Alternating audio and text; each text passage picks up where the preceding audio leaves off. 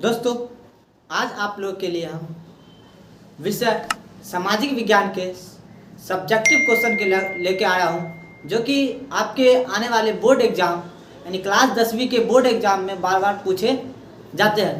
तो दोस्तों, मैं आज आप लोग का चैनल स्टार्ट करता हूँ। आज आप लोग के लिए जो मैं सब्जेक्टिव जो कि बार बार एग्जाम में पूछे जाते थे, आज का सबसे पहला सब्जेक्टिव क्वेश्चन है कि दांडी यात्रा का क्या उद्देश्य था। यानी जो कि बार बार एग्जाम में पूछे जाते हैं कि दांडी यात्रा का क्या उद्देश्य था।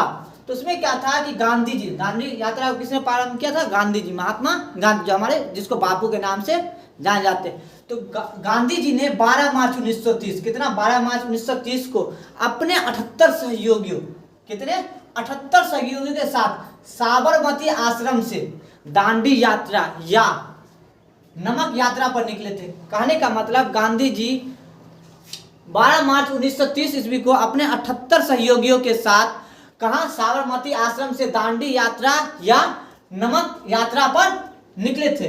वो दांडी एक जगह, दांडी पहुंचकर 6 अप्रैल 1930 को उन्होंने समुद्र के पानी से नमक बनाकर नमक कानून का उल्लंघन किया। फिर गांधी जी क्या किए? जब ये अपने 78 सहयोगी के साथ साबरमती से दांडी के लिए निकले तो वहां पहुंचकर उन्होंने दांडी में कितना 6 अप्रैल 1930 कितना 6 अप्रैल 1930 ईस्वी को समुद्र के पानी से नमक बनाकर नमक कानून का उल्लंघन किए। किसका? नमक कानून का उल्लंघन किए। नमक बनाकर किसका? नमक कानून का उल्लंघन किए, यानी भंग कर दिया। इसी के साथ सविनय अवज्ञा आंदोलन का प्रारंभ हुआ। और उसी के साथ किसका आंदोलन का प्रारंभ हुआ? सविनय अवज्ञा आंदोलन का। तो ये दांडी यात्रा का मुख्य उद्देश्य था कि सविनय अवज्ञा आंदोलन को प्रारंभ करना। तो वही दांडी यात्रा का उद्देश्य था, सविनय अवज्ञा आंदोलन को आरंभ करना। और फिर दूसरा सब्जेक्टिव क्वेश्चन है कि सहकारिता से आप क्या समझते हैं, जो कि बार बार एग्जाम में पूछे जाते हैं। सहकारिता से आप क्या समझते हैं? तो सहकारिता से आप क्या समझते? सहकारिता का शाब्दिक अर्थ, ये सहकारिता का शाब्दिक अर्थ है कि एक साथ मिलजुल कर कार्य करना। सहकारिता का शाब्दिक अर्थ क्या है? एक साथ मिलजुल कर कार्य करना। लेकिन अर्थशास्त्र में इस शब्द का प्रयोग अधिक व्यापक अर्थ में किया जाता है। लेकिन अर्थशास्त्र में जो इकोनॉमिक्स होता है उसमें इसका शब्द का उपयोग क्या होता है? बहुत ही व्यापक अर्थ में किया जाता है। सहकारिता उस आर्थिक व्यवस्था को कहते हैं, अर्थशास्त्र में क्या कहते हैं? सहकारिता उस व्यवस्था को कहते हैं, आर्थिक व्यवस्था जिसमें मनुष्य किसी आर्थिक उद्देश्य की पूर्ति के लिए मिलजुल कर कार्य करता। तो जो अर्थशास्त्र में उसका अर्थ व्यापक रूप क्या होता है कि सहकारिता, वहां कहने का अर्थ होता है कि इंसान, मनुष्य किसी भी उद्देश्य के लिए एक साथ मिलजुल कर कार्य करता है, एक साथ मिलजुल कर कार्य करता है।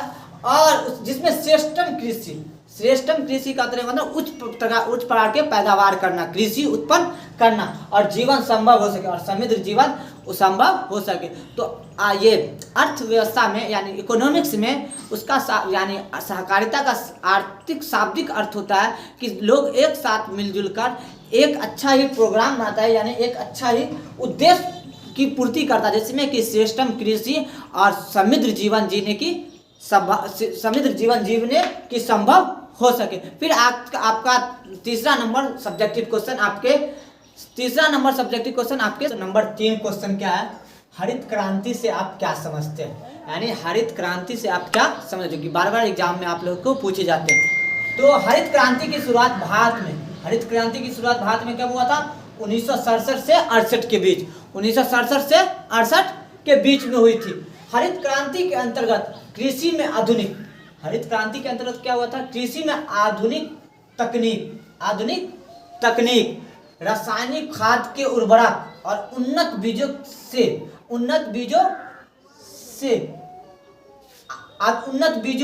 उसके बाद क्या था? आधुनिक सिंचाई व्यवस्था इत्यादि के उपयोग से फसल उत्पादन में वृद्धि होना। यानी हरित क्रांति के अंतर्गत क्या हुआ था कि आधुनिक तकनीक, रासायनिक उर्वरक के खाद, उन्नत बीज और आधुनिक सिंचाई व्यवस्था से इत्यादि से फसलों के उत्पादन में वृद्धि हुई थी। हरित क्रांति के फलस्वरूप गेहूं, गन्ना, मक्का इत्यादि में प्रति हेक्टर काफी उत्पादन में वृद्धि हुई। यानी हरित क्रांति के अंतर्गत ये हुआ था कि जो फसल पहले कम होता था, उसके हरित क्रांति आने से क्या हुआ? उसमें उन्नत बीज, आधुनिक सिंचाई, रासायनिक खाद का उपयोग, साथ साथ साथ साथ क्या था, आधुनिक तकनीक उस सब का इस्तेमाल कर फसलों के उत्पादन में वृद्धि हुई थी, जिससे कि प्रति हेक्टेयर गेहूं, मक्का इत्यादि फसल सब क्या हुआ था, अधिक उत्पादन हुआ था। नंबर अगला क्वेश्चन है कि बाढ़ नियंत्रण के लिए उपाय बताएं। यानी जो हम लोग के गांव में, शहर में बाढ़ आते हैं, उसके नियंत्रण के उपाय क्या क्या। तो उसके नियंत्रण के निम्नलिखित उपाय, बाढ़ नियंत्रण के लिए निम्नलिखित उपाय, वो उपाय क्या क्या। पहला उपाय है बांध बनाकर पानी के बहाव को नियंत्रण करना। यानी नदी में बांध बनाकर क्या करना, पानी के बहाव को नियंत्रण करना है। नंबर 2, नदियों के किनारे मजबूत तटबंधन का निर्माण करना। यानी नदी के जो किनारे होता है, मजबूत तटबंधन का निर्माण करना, जिससे कि बाढ़ नियंत्रण हो सके। फिर है घर को ऊंचे स्थान पर बनाना। अब मान लो मेरे गांव में बाढ़ आ गया, घर अगर नीचे है, यानी घर नीचे है, तो हमारे घर में पानी घुस सकते, इसलिए घर को क्या हो, थोड़ा ऊंचा जगह पे बनाओ। यानी घर का निर्माण क्या होना चाहिए, थोड़ा ऊंचा स्थान पर होना चाहिए। नंबर 4, अधिक वृक्षारोपण करना। अधिक वृक्षारोपण करने से क्या होगा कि जो पानी का बहाव तेज आएगा, उसे पेड़ पौधे क्या करेंगे, बहाव को रोकेंगे और धीरे धीरे बहाव को आने देंगे। इसलिए अधिक वृक्षारोपण करना।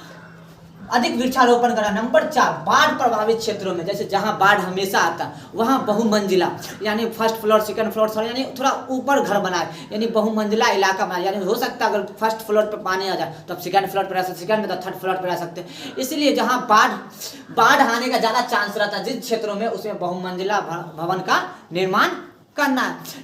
फिर आपका अगला क्वेश्चन है भारत के नदियों के प्रदूषण का वर्णन करें। अच्छा, भारत में जो नदी है उसमें प्रदूषण होने की क्या वजह है, भारत के नदियों में प्रदूषण होने की वजह क्या है। तो भारत में नदियों के प्रदूषण होने के निम्नलिखित कारण है। क्या है निम्नलिखित कारण? क्या है? पहला कारण है औद्योगिक, जो फैक्ट्री होते हैं उसके अपशिष्ट पदार्थ को कहाँ गिराया जाता है, नदी में गिरा दिया जाता है, जिससे कि भारत की नदी क्या प्रदूषित हो जाती है। फिर अगला है कि शहरी मलजल, जो टाउन इलाका होता है वहाँ के जो मलजल है और कचरों को कहाँ नदी में गिराया जाता है, जिससे कि वहाँ का नदी का क्या, भारत की नदी क्या हो तो प्रदूषित हो जाती है और उसके पानी में क्या होते हैं, कीड़े मकोड़े, जैसे पीने योग्य और नहाने योग्य भी पानी नहीं रह पाता।